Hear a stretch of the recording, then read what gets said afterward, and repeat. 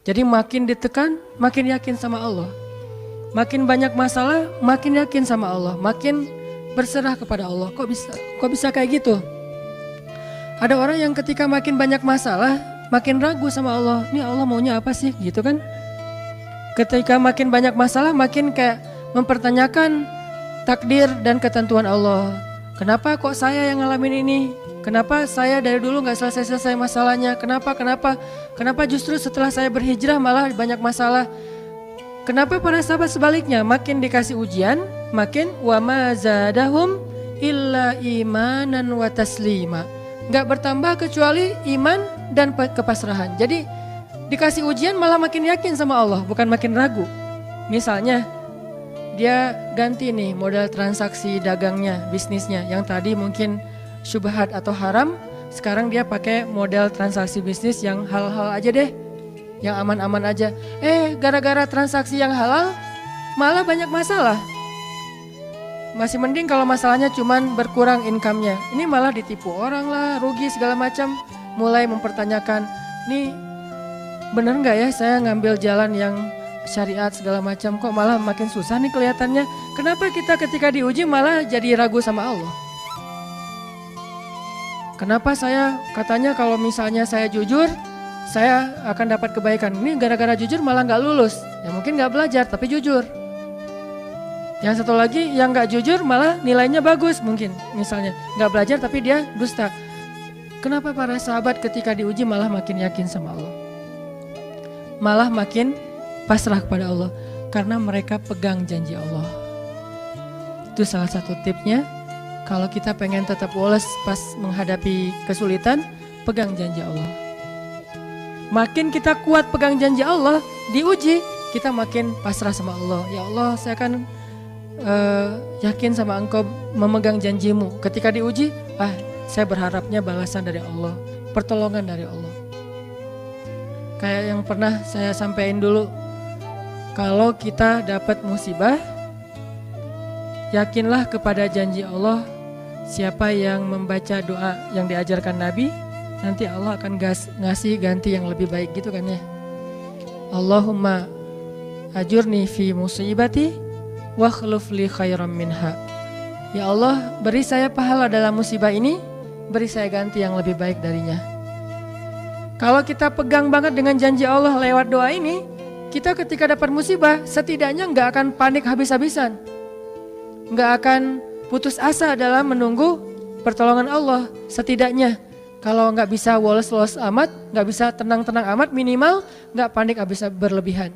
Kalau musibahnya musibah kematian, gak bikin kita meratapi kematian. Kenapa? Kita pegang janji Allah SWT.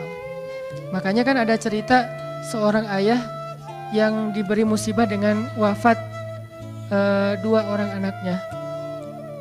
Anak laki-laki pertama meninggal. Dia bilang innalillahi wa inna ilaihi rajiun. Anak laki-laki kedua meninggal, dia bilang innalillahi wa inna ilaihi rajiun. Semua ini milik Allah. Allah yang memberi, Allah juga yang mengambil kembali. Suka-suka Allah, pasrah gitu. Nerima, ridho dalam bahasa agama. Bukan ikhlas ya. Kalau ikhlas itu dalam bab ibadah. Kalau dalam bab takdir namanya ridho. Raditu billahi robba. Saya ridho deh dengan ketentuan Allah, itu namanya ridho. Bukan yang ikhlas ya. Ikhlas apa kan orang gak lagi ibadah kan, lagi ada musibah. Jadi bukan yang ikhlas ya, bukan, tapi yang ridho ya. Kalau mau lebih tepat nih, tapi gak apa-apa deh, pakai bahasa kita aja. Tapi kalau mau lebih tepat maknanya yang ridho ya, sing ridho ya gitu, bukan sing ikhlas. Karena ikhlas itu ibadah ritual. Nah, dia ridho tuh. Innalillahi wa inna ilaihi raji'un. Innalillahi wa inna ilaihi raji'un. Yang ketiga meninggal juga. Dan dia mulai agak ragu nih, kok gini-gini amat ya. Suatu malam dia bermimpi, 2 anaknya itu, dalam mimpi itu ayah ini mau jatuh ke sebuah jurang yang di bawahnya api, kayak api neraka gitu. Ditarik sama 2 anaknya, cuman gak kuat.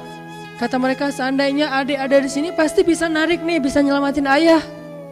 Kalau adik ada di situ, kenapa cuma 2 yang nolong? Karena 2 itu yang dia ridho, yang satu lagi nggak ridho.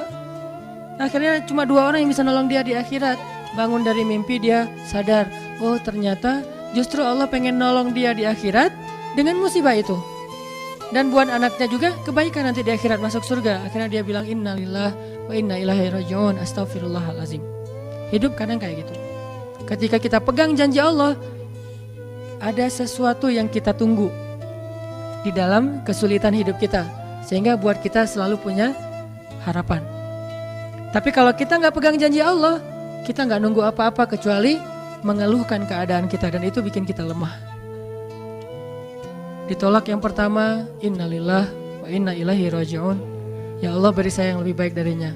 Nemu nih, ditolak lagi. Lebih cantik tapi nolak juga, kan lebih sakit ya. Lebih cantik ditolak lebih sakit. Ya Allah, beri yang lebih baik lagi. Makin lama makin di puncaknya rasa sakit yang udah gak tahan, diterima. Nih happy ending nih. Ada gak ya yang kayak gitu ya? Kalau jarang ada, berarti belum mempraktekkan jurus ini nih. Kalau pengen kayak gitu, coba tes deh. Cuman kalau ngetes Allah tahu sih ya. Coba deh praktekin, bukan ngetes, praktekin. Nanti pasti kita akan ngelihat hasil yang luar biasa. Jadi pegang janji Allah. Saya kalau nggak selalu sih, kadang-kadang nih, terutama hal-hal yang masih mampu. Ada musibah kecil, langsung berpegangan pada janji Allah. Nah, ntar Allah ganti yang lebih baik. Tapi itu harus dengan bahasa hati ya, bukan dengan lisan doang nih. Wa khluf li khairam minha. Hati nggak percaya. Allah kan bermuamalah berakad dengan kita lewat hati itu teman-teman. Allah nggak berakad dengan kita lewat lisan doang. Makanya niat itu kan sesuatu yang terbersih di dalam hati. Walaupun dalam prakteknya ada mazhab yang mengucapkan, ada mazhab yang tidak mengucapkan. Yang jelas secara definisinya terbersih di dalam hati. Innamal a'malu binniyat.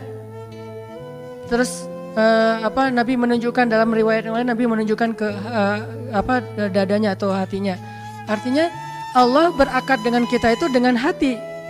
Jadi kita kalau mau ditolong Allah, katakan kalimat itu dengan benar-benar yakin di hati kita. Wa khluf li khairam minha. Emang yakin saya Allah bisa ganti nih. Yakin. Gimana caranya? Itu bukan bagian kita, itu bagian Allah. Bagian kita berharap, bagian Allah memberikan cara. Jangan sampai kita mengambil bagian Allah, pasti kita akan kebingungan. Orang kita bukan Tuhan. Mengambil bagian Allah apa? Harus jelas caranya. Kalau nggak jelas nggak percaya, terlalu logis. Akhirnya nggak lagi ada ruang untuk kita berharap kepada sesuatu. Jangan mengambil bagian Allah. Gimana caranya? Ya terserah Allah. Yang penting saya berharap Allah ganti yang lebih baik. Ikhtiar urusan kewajiban kita kepada Allah, bukan cara itu kan. Kewajiban kita kepada Allah. Ikhtiar itu dalam agama kayak ibadah, sholat, puasa, zakat. Bukan jalan untuk menemukan suatu kebaikan, karena Allah yang menentukan. Kadang-kadang kita ikhtiar ini jalannya dari yang lain. Kita ngejar, ternyata dapatnya justru yang sering pakai curhat. Kan beda-beda kan cara Allah ya. Kita ngejar, gak berhasil, curhat lagi ke teman kita di sebelah. Ternyata dia, bukan dia yang jadi sama dia, kita jadi sama dia gitu maksudnya. Ini artinya emang Allah yang punya cara, asbab, subul. Walladzina jahadu fina lanahdiyannahum subulana. Orang yang bersungguh-sungguh di jalan kami akan tunjukkan kepada cara-cara menuju kepada kebaikan. Subul bukan cuma satu. Kalau satu sabil, ini berarti Allah yang punya cara. Ya Allah, beri saya ganti yang lebih baik. Saya yakin banget nih. Kata teman kita, caranya gimana? Kayaknya mustahil deh. Allah punya cara. Allah bisa mendatangkan sesuatu dengan cara-cara yang kita mengerti, ilmiah, logis. Bisa yang dengan cara yang kita nggak ngerti, nggak ilmiah, nggak logis. Bisa juga dengan sebalik dari apa yang kita ngerti. Kita ngertinya gini, Allah bikin yang sebaliknya. Allah punya banyak cara. Contoh, Allah mendatangkan kita, melahirkan manusia itu dari pasangan ayah dan ibu. Ilmiah, logis, bisa dijelaskan secara keilmuan. Tapi Allah juga bisa mendatangkan seorang anak tanpa ayah seperti Isa dari rahimnya Siti Maryam yang suci. Atau bisa juga mendatangkan seekor onta bukan dari induknya tapi keluar dari batu seperti ontanya Nabi Solih. Allah bisa mendatangkan segala sesuatu dari cara-cara yang yahtasib aula yahtasib.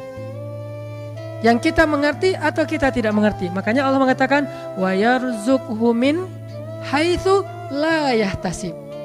Allah kasih rezeki dari jalan haitsu la yahtasib, yang gak pernah kalian duga. Berarti kalau masih keduga bukan itu jalannya. bisa sih kayaknya jalan ini, bukan itu. Bisa sih ini, bukan itu. Terus jalannya apa? Yakin, itulah jalannya.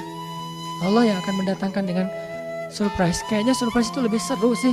Dan surprise Allah itu emang pasti. Kalau surprise teman kita pas kita ulang tahun, kenapa ya hari ini kok biasa-biasa aja ya, nggak ada yang ngucapin, nggak ada yang ngasih hadiah misalnya ya. Kita masih berharap, mungkin mereka pengen ngasih surprise. Nanti malam-malam tiba-tiba saya masuk ke rumah, saya buka pintu rumah saya, tiba-tiba orang udah ngumpul semua di dalam rumah, terus ngasih surprise happy birthday gitu, balon segala macam, gitu-gitu deh. Bisa. Tapi apakah itu terjadi? Belum tentu. Pas kita pulang ke rumah udah siap-siap gitu. Gua mah nggak akan kaget lah, yang gitu-gitu pasti udah disiapin. Buka pintu, ngelihat ke dalam, jalan pelan-pelan, nyalain lampu, kosong, nggak ada siapa-siapa. Manusia bisa gitu banget kan? Teman kita atau pasangan kita berpikir, pasti dia ingat lah, nggak mungkin dia nggak ingat hari jadian kita atau hari putus kita terus jadian lagi, atau hari lahir lah minimal, pasti dia ingat. Tapi belum tentu dia bisa ngasih kita surprise seperti yang kita harapin. Kalaupun dia ngasih surprise, kadang-kadang kado atau hadiahnya itu nggak seperti yang kita harapin, biasa-biasa aja ternyata. Mungkin dia lagi nipis keuangannya, nggak punya modal apa-apa, ya udah ngasih apa yang ada aja, pulpen, permen. Nah, Allah nggak gitu. Allah kalau ngasih surprise itu benar-benar ngasih dan buat kita benar-benar ngerasa beruntung kalau kita percaya. Makanya berakatlah dengan Allah lewat hati. Hadza ma wa'adanallahu wa rasuluh wa sadaqallahu wa rasuluh. Benarlah Allah dan Rasul. Hasbiyallah atau apapun ucapan-ucapan belief, termasuk wa khluf li khairam minha, beri saya ganti yang lebih baik darinya. Tapi kita berakad itu dengan hati. Allah tunjukin tuh. Ini yang bisa bikin kita sedikit lebih tenang atau banyak bisa dapat ketenangan kalau kita dalam kondisi yang sulit. Kalau diuji dalam hal-hal yang kayaknya mentok gitu. Mau kemana lagi nih? Mau gimana lagi nih? Mau apa lagi nih? Kan gitu kan? Udah gak tahu lagi mau gimana, mau kemana, mau apa, mau siapa lagi nih? Kayaknya semua yang di list reunian udah ditembak satu-satu, gagal semua gitu kan? Mau siapa lagi nih? Teman kuliah udah, teman SMA udah, sampai teman SD juga udah. Masa nyari teman TK gitu kan ya? Nyari semua nolak, ke siapa lagi? Allah yang punya siapanya. Kadang-kadang siapanya Allah itu kita nggak pernah ngeduga. Yang kita nggak pernah mau ke situ karena berpikir nggak mungkin deh kalau itu mah. Justru kita nggak ngedatangin dia karena kita nggak percaya mungkin. Tapi buat Allah apa sih yang nggak mungkin? Julaibib dengan kondisi rakyat jelata banget ketemu seorang cewek yang selebgram banget, bisa aja tuh. Apalagi kita yang insya Allah nggak Julaibib amat lah ya. Masih kerenan dikit lah. Walaupun mungkin solehnya pasti jauh dengan Julaibib. Tapi secara fisik ya kita bukan budak. Kita bukan orang yang seperti digambarkan di dalam hadis gimana fisiknya Julaibib sangat pas-pasan. Walaupun tingkat kesolehannya jauh. Pasti sahabat itu tidak tergantikan, tidak tertandingi. Oke, itu satu kasus di Al-Quran gimana Wallace dengan modal pegang janji Allah. Berakad kepada Allah dengan hati. Ini kata kuncinya. Berakad kepada Allah dengan hati. Dan Allah pasti la yukhliful mi'ad. Gak akan ingkar janji. Gak akan. Kalau dengan hati. Masalahnya tingkat hati juga darajat. Lahum darajatun inda rabbihim. Orang yang beriman itu bertingkat-tingkat. Ada yang imannya itu benar-benar luar biasa. Sampai hal yang paling mustahil buat dia tuh gak ada yang mustahil buat Allah. Ada yang berimannya yang berat-berat mah dia masih agak-agak ragu, yang ringan-ringan dia masih yakin. Berarti aku tergantung prasangka hambaku kepadaku.